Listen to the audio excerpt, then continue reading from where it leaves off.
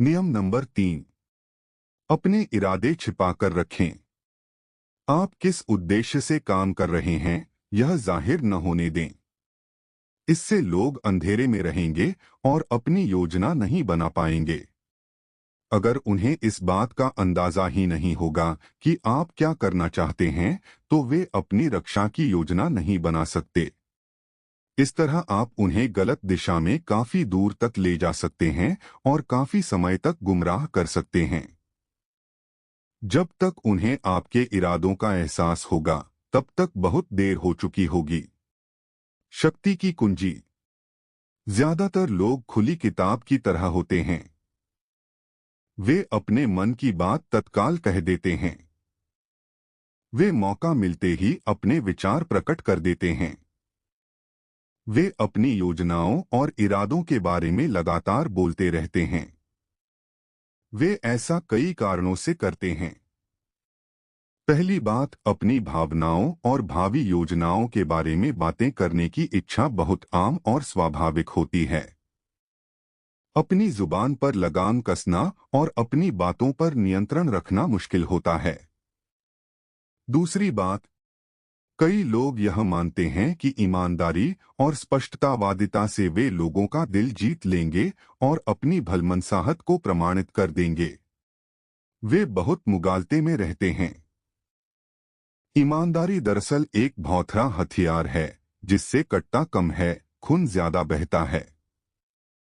आपकी ईमानदारी से लोगों को चोट पहुंचने की संभावना ज्यादा होती है। इसलिए समझदारी इसी में है कि शब्दों को नाप-तौल कर बोलें। बुद्धिमानी इसमें है कि लोगों से वही कहें जो लोग सुनना चाहते हैं। यह समझदारी नहीं है कि आप उन्हें वह कटु सच्चाई बता दें जो आप महसूस करते या सोचते हैं। इससे भी महत्वपूर्ण बात यह है कि जब आप अपने इरादों और भावी योजनाओं के बारे में खुलकर बता देते हैं, तो आपके बारे में कुछ भी छिपा नहीं रह जाता है। ऐसी स्थिति में लोग न तो आपका सम्मान करेंगे, न ही आपसे डरेंगे। ध्यान देने वाली बात यह है कि जिसका लोग सम्मान नहीं करते हैं या जिससे लोग डरते नहीं हैं, उस व्यक्ति के पास शक्ति कभी नहीं आती है। विशेषज्ञ बाल्तेसर ग्रेशियन, जिनका जीवनकाल 1601 से 1658 है, वह कहते हैं कि आज की दुनिया में चालाक बने बिना काम नहीं चल सकता, लेकिन चालाकी की छवि न बनाएं। आपकी सबसे बड़ी चालाकी यह होना चाहिए कि आप अपनी चालाकी को छिपा लें। द 36 स्ट्रैटजीज, थॉमस कियरी द्वारा प्रस्तुत, जो कि the Japanese art of war 1991 का एक भाग है, जिसमें वे कहते हैं कि भरी दोपहर में समुद्र पार करें। इसका मतलब यह है कि अपने चेहरे के सामने जाना पहचाना मुखौटा लगा लें।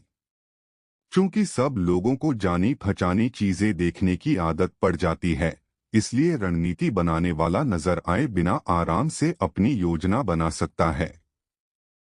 अगर आप शक्ति चाहते हैं, तो ईमानदारी को एक तरफ रख दें और अपने इरादों को छिपाने की कला सीखें। अगर आप इस कला में पारंगत हो जाएंगे, तो आप हमेशा फायदे में रहेंगे। इरादों को छिपाने की योग्यता के पीछे मानवीय स्वभाव की यह साधारण सी सच्चाई है, प्रायः हम दिखने वाली चीजों पर भरोसा करते हैं। हम जो देखते और सुनते हैं, उसकी सच्चाई पर हम संदेह नहीं करते हैं। अगर हम दिखने वाली चीजों के पीछे दूसरी चीजों के छिपे होने की कल्पना करेंगे, तो हम न सिर्फ बहुत थक जाएंगे, बल्कि दहशत में भी रहेंगे। इस कारण इरादों को छिपाना तुलनात्मक रूप से ज्यादा आसान हो जाता है। ऐसा लक्ष्य या उद्देश्य बताएं जिससे लोग प्रभावित हो जाएं। जरूरी नहीं है कि आपका असली लक्ष्य वही हो। जब आप उस लक्ष्य को लोगों की आंखों के सामने बार बार रखते रहेंगे, तो वे उसे ही आपका असली लक्ष्य मान लेंगे। इरादों को छिपाने का एक तरीका यह है कि आप अपनी इच्छाओं और लक्ष्यों के बारे में लगातार बातें करें, लेकिन वे आपकी असली इच्छाएं और लक्ष्य नहीं होने चाहिए। इस तरह आप एक पत्थर से 3 शिकार करेंगे। आप दोस्ताना, निष्कपट और विश्वसनीय नजर आएंगे। आप अपने इरादों को छिपा लेंगे और आप अपने प्रतिद्वंद्वियों को गलत दिशा में भेज देंगे, जिससे उनका समय बर्बाद होगा। लोगों को गुमराह करने का एक और सशक्त औजार है झूठी निष्कपटता। लोग गलती से निष्कपटता को ईमानदारी मान लेते हैं। जब लोगों को ऐसा लगता है कि आप जो कह रहे हैं उसमें आप विश्वास करते हैं, तो इससे आपके शब्दों का वजन बहुत बढ़ जाता है। इयागो ने इसी तरह ओथेलो को धोखा दिया था और उसे बर्बाद किया था। ऐसा लग रहा था कि इयागो की भावनाएं सच्ची हैं। ऐसा लग रहा था कि डेस्डेमोना की बेवफाई के बारे में उसकी चिंता निष्कपट है। ऐसे में ओथेलो उस पर अविश्वास कैसे कर सकता था? अगर आप यह मानते हैं कि धोखेबाज लोग हवाबाज होते हैं, जो बड़े बड़े झूठों और अतिशयोक्तिपूर्ण कहानियों से गुमराह करते हैं, तो आप बहुत गलत सोचते हैं। सबसे अच्छे धोखेबाज वे होते हैं जो उदासीन और अदृश्य मुखौटे का इस्तेमाल करते हैं, जिस वजह से उनकी तरफ किसी का ध्यान नहीं जाता है। वे जानते हैं कि अनावश्यक शब्दों और हरकतों से लोगों का संदेह तत्काल जाग जाएगा।